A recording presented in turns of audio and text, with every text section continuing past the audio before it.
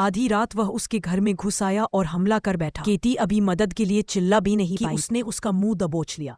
केटी ने पूरी यहाँ तक कि उसने उसके हाथ को काट भी लिया। अगले ही पल उस आदमी ने उसे जोर से जमीन पर पटक दिया।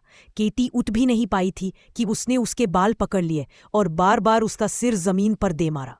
जब केटी की चेतना धुंधली होने लगी तो उसने जल्दी से कपड़ा लाकर उसका मुंह ठूस दिया ताकि वह दोबारा चिल्ला न सके। उसके सामने खड़ी सुंदर केटी को देखकर वह पूरी तरह से पागल हो चुका था।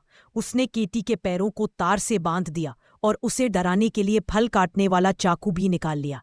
केटी समझ गई कि आज की रात वह उसकी दरिंदगी से नहीं बच पाएगी। लेकिन तभी पड़ोसी शोर सुनकर भीतर आ गया। अगले ही पल उस आदमी ने पड़ोसी पर हमला कर दिया। केटी के सामने ही पड़ोसी ने दम तोड़ दिया। अब अगली शिकार खुद केटी थी। वह अफसोस कर रही थी कि अकेली रहने वाली उसने सुरक्षा का ध्यान नहीं रखा और इसी वजह से दरिंदे को मौका मिला।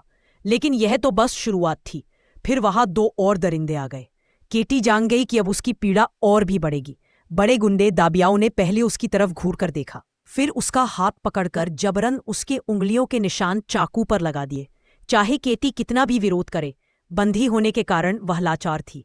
इसके बाद उन्होंने उसके मुंह में सफेद पाउडर ठूस दिया। केटी ने बाहर थूकने की कोशिश की मगर उन्होंने फिर से जबरदस्ती उसे गले से नीचे उतार दिया। जल्द ही उसका सिर घूमने लगा और नजरिया धुंधला हो गया। जब वह फिर से होश में आई तो खुद को तहखाने में कैद पाया। बड़े बड़े दरिंदे उसे और भी डरावनी दवाइयां खिलाने लगे। केटी ने बचने के लिए नाटक किया कि वह मान गई है, मगर फिर भी उसे लगातार यातना दी जाती रही। सबसे भयानक था उन तीनों का